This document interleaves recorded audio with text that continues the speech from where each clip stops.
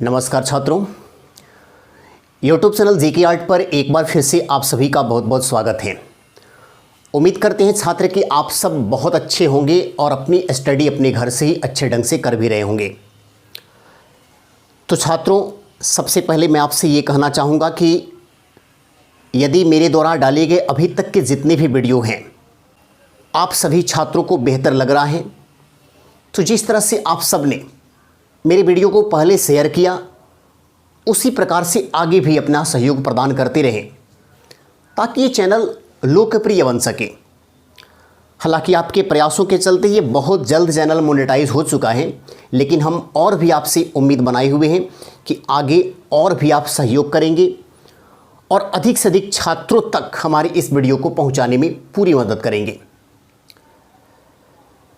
अगर video quality में या पढ़ाई के दौरान किसी प्रकार की कोई समस्या हो तो आप मुझे कमेंट करके ज़रूर बताएं ताकि मैं उस समस्या को समय पर दूर कर सकूं। और यदि वीडियो आपको अच्छा लग रहा हो तो उसे आप लाइक करना ना भूलें। साथ ही साथ मैं ये भी कहूँगा कि आप जो कुछ भी पढ़ाई पढ़ रहे हैं अभी तक, उसमें मैंने जिन जिन टॉपिक के बारे में पढ़ा दिया है उसको आप रिवीज़न भी करते रहें ताकि आप इन चीज़ों को कभी भी ना भूल पाएँ। एक दो बार आप पीछे के वीडियो को भी देखते रहेंगे तो उससे आपका जो भी अब तक का पढ़ा गया चीज़ है हमेशा आपके जहन में और यादों में बना रहेगा। तो चलिए, आज हम एक ऐसे चैप्टर की मैं चर्चा करने वाला हूँ जो चैप्टर मैं इसके पहले स्टार्ट कर चुका हूँ।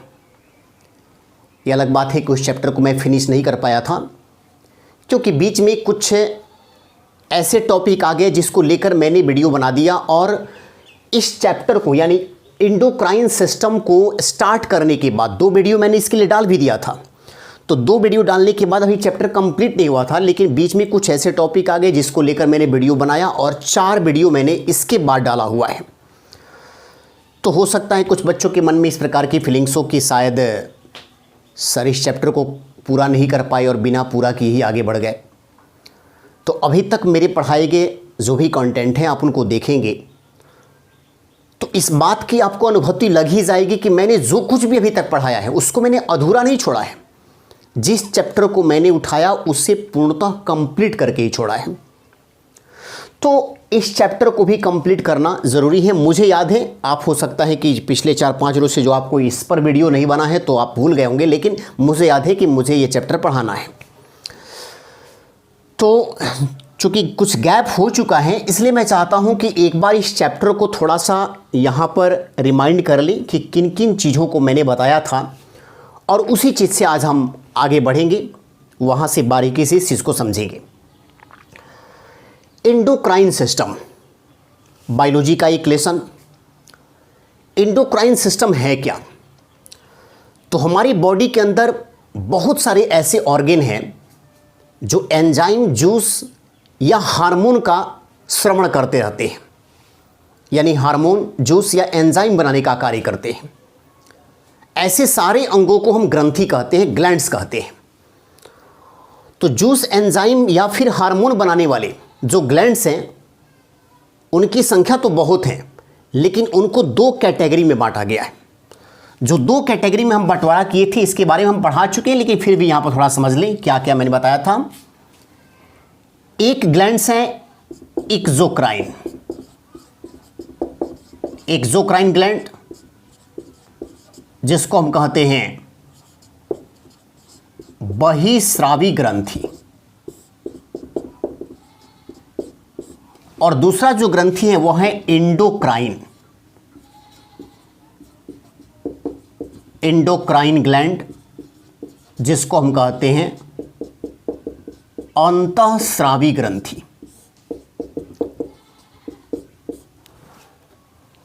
तो हमारे शरीर के अंदर जो भी जूस, एंजाइम या हार्मोन को रिलीज करने का काम करते हैं वैसे सभी ऑर्गेन को हम ग्लैंड्स कहते हैं। और ग्लैंड्स 2 टाइप के हमारी बॉडी में होते हैं, एक्सोक्राइन और एंडोक्राइन। अब यहां पर देख लें इसकी पहचान हम कैसे करेंगे। जो जूस या फिर एंजाइम, जो जूस या एंजाइम को बनाने का काम करते हैं उनको हम कहते हैं एक्सोक्राइन ग्लैंड। और उन ग्रंथियों को जो हार्मोन बनाने का काम करते हैं इनको हम कहते हैं एंडोक्राइन। अब सवाल उठता है कि एक्सोक्राइन ग्लैंड जो जूस और एंजाइम निकालता है इसका काम क्या है, और एंडोक्राइन ग्लैंड जो हार्मोन निकालता है इसका कार्य क्या है। तो हमारे शरीर के अंदर डाइजेशन का प्रोसेस होता है। जब हम खाना खाते हैं तो उस फूड पार्टिकल्स का पाचन होता है, और ख़ास करके आप इसको जानते होंगे कि जब हम कार्बोहाइड्रेट, प्रोटीन या लिपिड्स, यही बिग पार्टिकल्स के तौर पर इसको लेते हैं, तो जब हम इसको खाते हैं तो इसको पचाने के लिए जूस और एंजाइम इस पर कैटलिस्ट की भांति काम करते हैं, अर्थात उत्प्रेरक की भांति काम करते हैं। और ये जूस और एंजाइम कार्बोहाइड्रेट, लिपिड्स और प्रोटीन को तोड़ने का काम करते हैं, उसका ब्रेक डाउन करने का काम करते हैं। और जब उसका ब्रेक डाउन होता है तब भोजन के पाचन की प्रक्रिया होती है। इसका मतलब हम ये कहेंगे कि जूस और एंजाइम हमारे भोजन के पाचन में सहायक है, ये भोजन को पचाने का काम करते हैं। तो स्पष्टतः हम ये कहेंगे कि एक्सोक्राइन ग्लैंड जिससे जूस और एंजाइम निकलता है ये भोजन के पाचन में भाग लेते हैं। इस तरह से भोजन के पाचन को कराने वाली जो ग्रंथियां होती हैं उसको हम कहते हैं एक्सोक्राइन ग्लैंड। और मुझे इसके बारे में बताने की आवश्यकता नहीं है, क्योंकि मैं ऑलरेडी इसके बारे में बता चुका हूं कि एक्सोक्राइन ग्लैंड की संख्या टोटल कितनी है, 7।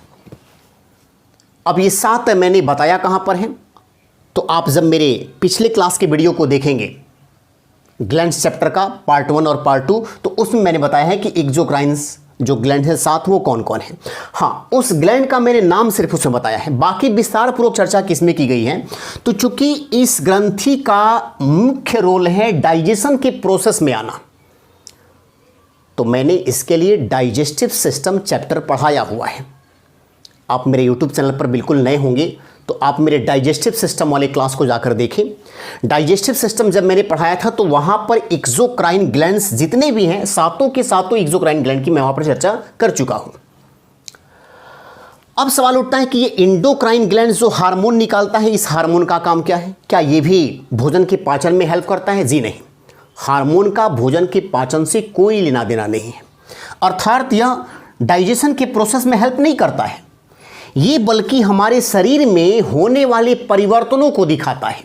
हमारी बॉडी में जो चेंजिंग होते हैं, जो परिवर्तन होते हैं, वो परिवर्तन किसके चलते होते हैं? हार्मोन के चलते होते हैं। जैसे कि हम छोटे अवस्था में थे, जब जन्म हुआ तो छोटे थे, और धीरे धीरे हमारा जो है हाइट बढ़ते चला गया। तो ये हमारा हाइट अगर बढ़ रहा है तो हमारे शरीर में परिवर्तन हो रहा है, तो ये परिवर्तन कौन करा रहा है? हार्मोन करा रहा है। ठीक उसी प्रकार से अगर हम कहें कि जब हम छोटे अवस्था में थे तो हमारी दाढ़ी मूछें नहीं थी, लेकिन जब हम बड़े अवस्था में आ गए, जब उम्र बढ़ती चला गया, तो हम लोग की दाढ़ी मूछें निकल आई। किसके चलते? हार्मोन के चलते। तो हार्मोन हमारे बॉडी में कुछ चेंज लाते हैं, परिवर्तन लाते हैं, लेकिन जूस और एंजाइम से शरीर में परिवर्तन नहीं लाते हैं, ये भोजन के पाचन में हेल्प करते हैं। तो ये चूंकि मैं पढ़ा चुका हूँ इसलिए यहाँ पर पढ़ाने की आवश्यकता नहीं है। हाँ, एंडोक्राइन ग्लैंड्स जिनकी संख्या टोटल है 9। आप मेरे ग्लैंड्स चैप्टर के दूसरे वाले वीडियो को जब आप देखिएगा तो वहाँ पर मैंने बता दिया था कि एंडोक्राइन ग्लैंड कितने हैं और वो हमारे बॉडी में कहाँ कहाँ होते हैं। इन तमाम चीज़ों पर एक एक करके विस्तार से मैं चर्चा उसमें किया था। कौन सा हार्मोन निकलकर हमारे बॉडी में कौन सा परिवर्तन लाता है और वो हार्मोन किस एंडोक्राइन ग्लैंड से निकलता है।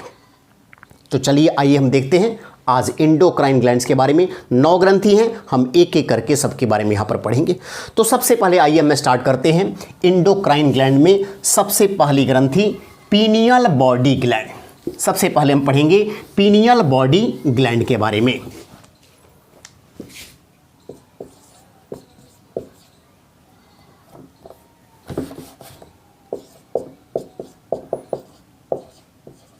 पीनियल बॉडी ग्लैंड, इसको हम कहते हैं पीनियल काय ग्रंथि। पीनियल काय ग्रंथि। चलिए सबसे पहले हम इसका देखें कि ये लोकेशन इसका कहाँ होता है, यानी हमारे बॉडी में ये पीनियल काय ग्लैंड जो होता है वो कहाँ होता है। तो इसका लोकेशन होता है ब्रेन में, यानी ये हमारी ब्रेन में पाया जाता है। अब देखिए, चूंकि पीनियल बॉडी ग्लैंड्स जो हम पढ़ रहे हैं वो एक एंडोक्राइन ग्लैंड है, और एंडोक्राइन ग्लैंड्स के बारे में क्वेश्चन पूछा जाता है कि मानव शरीर की सबसे छोटी अंतःस्रावी ग्रंथि का नाम बताएं। यानी हमारे बॉडी की सबसे छोटी एंडोक्राइन ग्लैंड्स का नाम क्या होगा। तो यहां पर हम आपको बता दें कि यहां पर इसके बारे में लिखेंगे कि इट इज ए स्मॉलेस्ट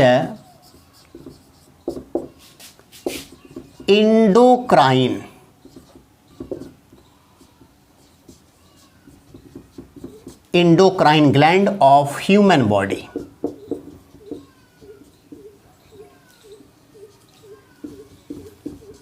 मानव शरीर की सबसे छोटी अंतःस्रावी ग्रंथि किसको कहते हैं? पीनियल बॉडी ग्लैंड को कहते हैं। तो हमारे शरीर में बहुत सारी ग्रंथियां हैं। मैं एक्सोक्राइन के बारे में नहीं बता रहा हूं, मैं केवल एंडोक्राइन ग्लैंड के बारे में बता रहा हूं कि एंडोक्राइन ग्लैंड में सबसे छोटा कौन है। तो सबसे छोटा कौन सा हुआ? Pineal body gland.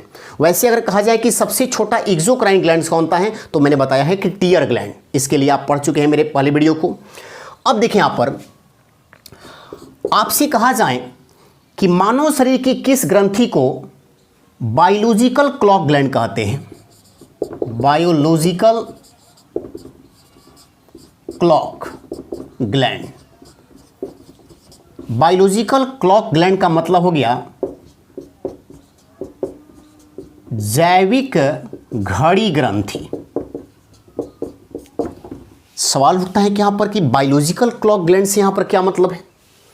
तो देखिए, हमारी बॉडी में कुछ बायोलॉजिकल रिएक्शन होते हैं।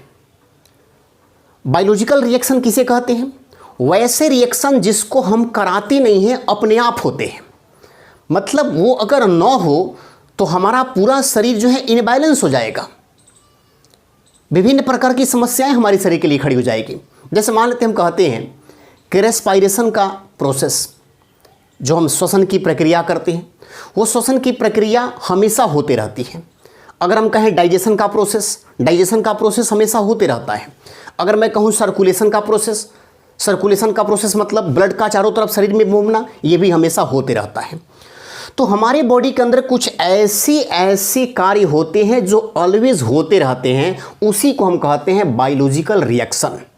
तो बायोलॉजिकल रिएक्शन को हम कहेंगे कि लाने वाली ग्रंथि कौन सी है? Pineal body gland. अगर ये न रहे तो हमारे शरीर के अंदर बायोलॉजिकल रिएक्शन इनबैलेंस हो जाएगा, और इनबैलेंस अगर होगा तो उसका सीधा प्रभाव हमारी बॉडी के ऊपर पड़ेगा। चलिए देखते हैं कि पीनियल बॉडी ग्लैंड्स ये किस टाइप का हार्मोन निकालता है। पीनियल बॉडी ग्लैंड्स के द्वारा जो हार्मोन निकाला जाता है, उस हार्मोन को हम कहते हैं मिलेटोनिन। तो पीनियल बॉडी ग्लैंड्स के द्वारा एक हार्मोन निकाला जाता है, जिस हार्मोन को हम कहते हैं मिलेटोनिन। अब मिलेटोनिन करता क्या है? ध्यान से सुनेंगे मेरी बातों को। जैसे जब रात्रि का समय होता है तो एक निश्चित समय के बाद हमें नींद आना शुरू होता है। ठीक उसी प्रकार से सुबह के समय 4 या जब 5 बजता है तो अपने आप हमारी नींद टूट जाती है। तो हमारे शरीर के अंदर एक ऐसा हार्मोन निकलता है जो हमें सोने के लिए प्रेरित करता है कि अब आप सो जाइए, यानी सुलाने का काम करता है। और ठीक है, वो उस वक्त भी काम करता है कि अब आपके उठने का समय हो चुका है, इसलिए आप उठ जाइए। तो इसका मतलब ये हो गया कि जब इस ग्रंथि के द्वारा हार्मोन निकाला जाएगा तो हमें उस समय वो सुला देगा एक निर्धारित समय पर, और फिर जब उसका रिलीज होना बंद हो जाएगा तो हमें क्या करेगा? उठा देगा। यानी हमें कब सुलाना है और कब उठाना है, अगर ये कोई कार्य करता है हार्मोन, तो कौन सा हार्मोन है? मिलेटोनिन। इसीलिए इसको नाइट हार्मोन कहा जाता है। नाइट हार्मोन रात्रि के समय निकलता है, नाइट हार्मोन, या इसी को हम कहते हैं डार्कनेस हार्मोन। डार्कनेस हार्मोन यानी जब अंधेरा होगा तब ये हार्मोन निकलना शुरू करेगा। जैसे मान लेते हैं कि 9 बजे 10 बजे के आसपास हमारी सोने की आदत है, तो 9 या 10 बजे के आसपास मेलेटोनिन हार्मोन निकलना शुरू कर देगा। कौन सा ग्रंथि? Pineal body gland.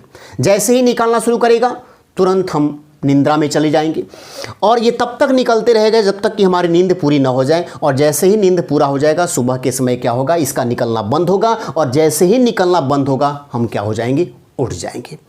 यानी हम कहेंगे कि ये स्लीपिंग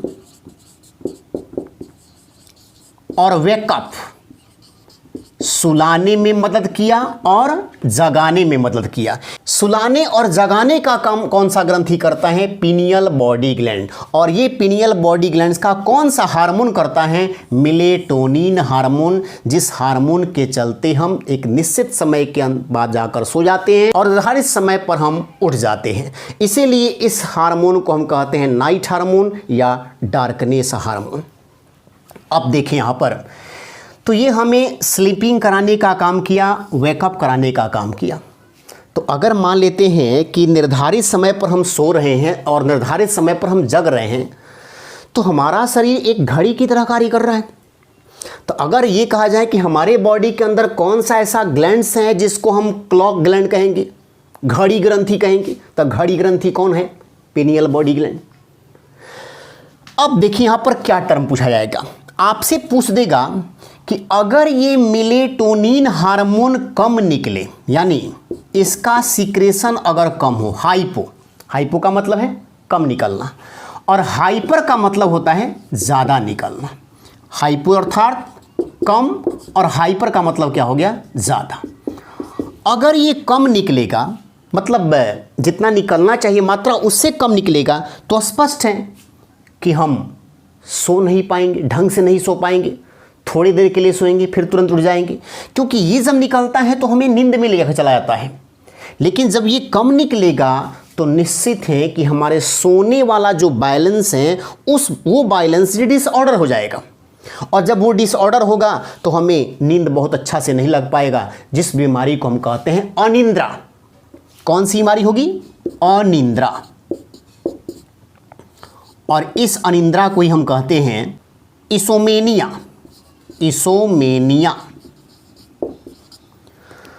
उसी प्रकार देखें, अगर ज़्यादा मात्रा में ये मेलेटोनिन हार्मोन निकल गया तो इसका मतलब कि हमको बहुत ज़्यादा नींद लगेगा।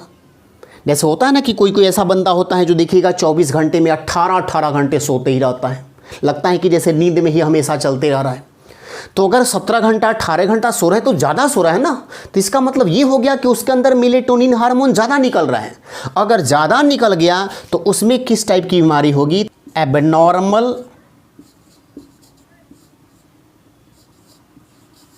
बायोलॉजिकल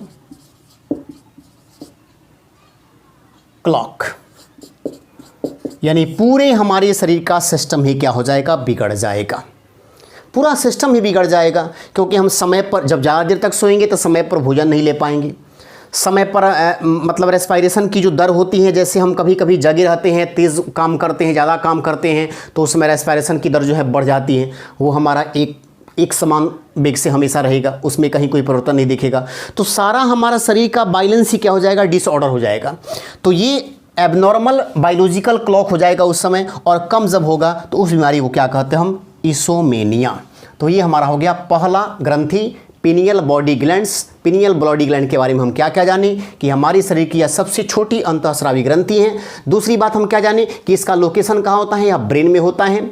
और इसको हम कहते हैं बायोलॉजिकल क्लॉक ग्लैंड, क्योंकि हमारी शरीर के अंदर कुछ ऐसी क्रियाएं होती हैं जो अपने आप होती हैं, उस क्रियाओं को यह रेगुलेट करता है।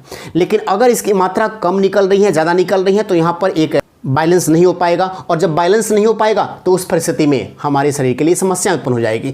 इसके द्वारा जो हार्मोन निकलता है उसको हम कहते हैं मेलेटोनिन, और इस हार्मोन को हम कहते हैं नाइट हार्मोन या डार्कनेस हार्मोन। इसको इसलिए कहा जाता है क्योंकि यह हमें समय पर सुलाने और समय पर उठाने में मदद करता है। इसी हार्मोन के निकलने के चलते हमें नींद आती है, और इसी हार्मोन का निकलना जब बंद होता है तो हम नींद से क्या होते हैं? जग जाते हैं। ठीक है ना। अब सवाल उठा कि अगर ये कम निकले तो अनिद्रा, ज़्यादा निकले तो शरीर का संतुलन बिगड़ जाता है। चलिए अब दूसरा हम ग्रंथि जानते हैं। दूसरा जो ग्रंथि है उस ग्रंथि को हम कहते हैं हाइपोथैलेमस। हाइपोथैलेमस। इसका लोकेशन अगर कहा जाए कि ये कहाँ पर होता है हमारी बॉडी में, तो इसका लोकेशन भी होता है ब्रेन में, ये भी ब्रेन में होता है। अब ब्रेन के अंदर हाइपोथैलेमस होता है, तो ये किस प्रकार के ब्रेन में होता है? क्योंकि ब्रेन का अगर हम पढ़ाई करेंगे आगे चलकर तो मैं आपको बताऊंगा कि हमारे ब्रेन के 3 पार्ट होते हैं। सबसे आगे वाला ब्रेन जो होता है उसको हम कहते हैं फोरब्रेन, फोरब्रेन। जो बीच वाला भाग होता है उसको हम कहते हैं मिड ब्रेन, और जो सबसे पीछे वाला ब्रेन होता है उसको हम कहते हैं हिंड ब्रेन, यानी हम इसको हिंदी में कहते हैं अग्र मस्तिष्क, मध्य मस्तिष्क और पश्च मस्तिष्क। तो ये किस ब्रेन का पार्ट होता है हाइपोथैलेमस? तो हाइपोथैलेमस ये फोरब्रेन का पार्ट होता है। ये किसका पार्ट होता है? फोरब्रेन। अब देखिएगा यहां पर ध्यान से, मैं क्या बातों को बताने जा रहा हूं। हाइपोथैलेमस एज ए ब्रेन भी काम करता है और साथ ही साथ या एज ए ग्लैंड भी काम करता है।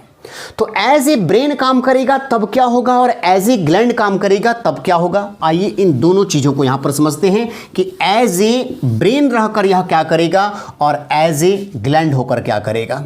अगर हम एज ए ब्रेन देखें इसको, ब्रेन के अगर इसके कार्यों को देखें कि हाइपोथैलेमस अगर ब्रेन की भांति काम कर रहे हैं, हमारे शरीर के अंदर एक ऐसी ग्रंथि है जो एज ए ब्रेन भी काम कर रहा है, एज ए ग्लैंड भी काम कर रहा है।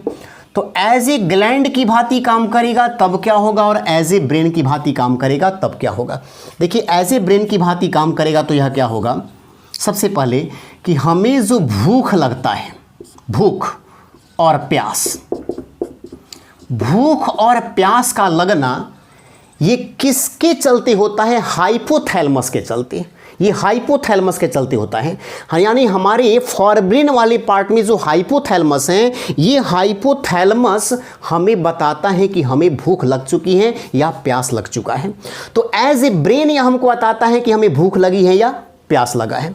उसी प्रकार से अगर कहें कि यह फीलिंग्स को लाने का काम किया, इमोशन को लाने का काम किया। जैसे मानते हैं किसी के प्रति अगर आपको प्रेम वाला भाव आ रहा है या किसी के प्रति अगर हम कहें घृणा वाला भाव आ रहा है, तो ये भाव लाने का काम कौन किया? हाइपोथैलेमस। उसी तरह से मानते हैं जैसे हमारी कोई हॉबीज़ हैं या कोई मूड है ऐसा, जैसे मानते हैं कि डांसिंग का मूड है, सिंगिंग का मूड है, तो हमारे मूड को भी लाने का काम करेगा कौन? हाइपोथैलेमस। मूड में परिवर्तन है ना। अभी जैसे मान लीजिए कि रोने का मूड कर रहा है, अभी हंसने का मूड कर रहा है, अभी गाना गाने का मूड कर रहा है, अभी चिल्लाने का मूड कर रहा है, तो मूड में परिवर्तन भी कौन कराएगा? हाइपोथैलेमस। शरीर के अंदर अगर मान लेते हैं किसी प्रकार का इंटरनल पेन हो रहा है, दर्द, जैसे पेट में दर्द हो गया, माथे में दर्द हुआ, तो ये जो दर्द होता है अंदरूनी दर्द, इस दर्द को लाने का भी यहाँ पर कार्य कौन कराया? हाइपोथैलेमस। यानी हमें भूख और प्यास का लगना, किसी के प्रति प्रेम वाली फीलिंग आनी, किसी के प्रति घृणा वाली फीलिंग आनी, या मूड में परिवर्तन, डांसिंग का मूड, या फिर हम कहें चिल्लाने का मूड, हंसने का मूड, जो भी हो वो मूड में परिवर्तन, या हमारे शरीर के अंदर कोई दर्द हो रहा है, इंटरनल कोई दर्द है, जैसे मान लीजिए पेट में दर्द हो रहा है, या फिर हम ये कहें कि ब्रेन में दर्द हो रहा है, सीने में दर्द हो रहा है, इस टाइप का कोई भी दर्द वगैरह होता है, तो इसको लाने का काम कौन करता है? हाइपोथैलेमस। तो ऐसा जब होगा तो ये किस रूप में होगा? एज ए ब्रेन के रूप में होगा। अगर ये एज ए ब्रेन काम करेगा तो हमें इन चीज़ों की फीलिंग्स कराएगा। लेकिन जब ये एज ए ग्लैंड काम करेगा तब हमारे अंदर क्या लाएगा? ये एज ए ग्लैंड जब काम करेगा तो निश्चित है कि ये हार्मोन निकालेगा, और एज ए ग्लैंड कार्य करेगा तो ये हार्मोन निकालेगा, और ये जो हार्मोन निकालता है उस हार्मोन को हम क्या कहते हैं? थ्यूरोट्रॉपिक हार्मोन। थ्यूरोट्रॉपिक हार्मोन, यानी इसको हम कहते हैं TRH। यहाँ थ्यू और यहाँ से आर लिया गया है, थ्यूरोट्रॉपिक हार्मोन। अब ये हार्मोन जब निकलेगा तो हमारी बॉडी में क्या परिवर्तनों को लाएगा, इसको हमको जानना है। तो ये क्या करेगा? हमारी बॉडी का जो टेम्परेचर होता है उस टेम्परेचर को रेगुलेट करता है। किसको रेगुलेट करेगा? यह तापमान को नियंत्रित करेगा। तापमान तापमान को नियंत्रित करना। जैसे कि आप सभी को पता है कि हमारी बॉडी का जो टेम्परेचर होता है वह 37 डिग्री सेल्सियस होता है। तो 37 डिग्री सेल्सियस से ज़्यादा ना होने पाए, 37 डिग्री सेल्सियस से कम ना होने पाए। एक समान ताप को बनाए रखने के लिए उत्तरदायी कौन होता है? Hormone TRH, thyrotropic hormone. और जिसको निकालने का काम करता है कौन सी ग्रंथि? तो हाइपोथैलेमस। ये हाइपोथैलेमस इस हार्मोन को कब निकालेगा? जब वह एज ए ग्लैंड काम करेगा तब। यानी हमारे शरीर के तापमान का नियंत्रण किस ग्रंथि द्वारा किया जाता है? हाइपोथैलेमस। और ये क्वेश्चन बिल्कुल आप याद रखिएगा, कई बार एग्जाम में पूछा गया है, इसलिए मैं इसके आगे VVI लिख दे रहा हूं। बहुत बार एग्जाम में पूछा गया क्वेश्चन कि शरीर के तापमान को नियंत्रित करने वाला कौन सा ग्रंथि है? तो याद रखेंगे हाइपोथैलेमस। और किस हार्मोन के द्वारा ताप नियंत्रित रहता है? थीरोट्रोपिक हार्मोन TRH। तो ये हो गया आपको हाइपोथैलेमस। अब देखिए यहाँ पर, चूंकि एज ए ब्रेन काम कर रहा है और एज ए ग्लैंड काम कर रहा है, तो अगर ये एज ए ब्रेन काम कर रहे हैं तो हमारी बॉडी में जितने भी कार्य होते हैं उस सबको निर्देशित करने का काम कौन करता है? ब्रेन। 9 जो ग्लैंड है उसमें पिट्यूटरी और हाइपोथैलेमस को छोड़े तब बचेंगे आपके 7। तो इन 7 एंडोक्राइन ग्लैंड को रेगुलेट करने का काम करता है पिट्यूटरी ग्लैंड। लेकिन पिट्यूटरी ग्लैंड को भी रेगुलेट करने का काम करता है कौन? हाइपोथैलेमस। यानी यह सभी ग्रंथियों को रेगुलेट करता है, इसलिए इस ग्रंथि को मास्टर ऑफ मास्टर ग्लैंड कहा जाता है। Master of master, master of master, इसके बारे में मैं बता चुका हूं इसके पहले वाले वीडियो में भी। मास्टर ऑफ मास्टर, या इसको एक और नाम दिया गया है super master gland. Super master gland ऐसा क्यों किया कहा गया? तो मैं आपको बता दूं कि टोटल एंडोक्राइन की संख्या है 9, और 9 में यदि 2 आप हटा दें, कौन कौन 2 हटा दें? एक हटा दें पिट्यूटरी, एक हटा दें पिट्यूटरी, और एक हटा दें हाइपोथैलेमस। हाइपोथैलेमस, तो 2 हटा देंगे, बचेंगे कितने? 7। तो इन 7 को कंट्रोल करने का काम करता है पिट्यूटरी। 7 को कंट्रोल करने का काम करता है कौन? पिट्यूटरी। लेकिन हाइपोथैलेमस पिट्यूटरी को कंट्रोल करता है, इसीलिए इसको मास्टर ऑफ मास्टर कहता है। जहां पिट्यूटरी को हम मास्टर ग्लैंड कहते हैं तो हाइपोथैलेमस को हम मास्टर ऑफ मास्टर ग्लैंड कहते हैं। तो इस तरह से हम कहेंगे कि हाइपोथैलेमस पिट्यूटरी ग्लैंड से भी बड़ा कार्य कर रहा है। चूंकि यह ब्रेन है तो ब्रेन को कौन कंट्रोल करेगा? ब्रेन तो सबको कंट्रोल करता है, इसलिए मैं कहेंगे कि यह जो है हाइपोथैलेमस मास्टर ऑफ मास्टर है या सुपर मास्टर ग्लैंड है, जबकि पिट्यूटरी जो है केवल मास्टर ग्लैंड है। तो पिट्यूटरी ग्लैंड अब कौन सा काम करेगा, इसके बारे में जानेंगे हम अगले क्लास में। तब तक हम आपसे विदा लेते हैं। धन्यवाद।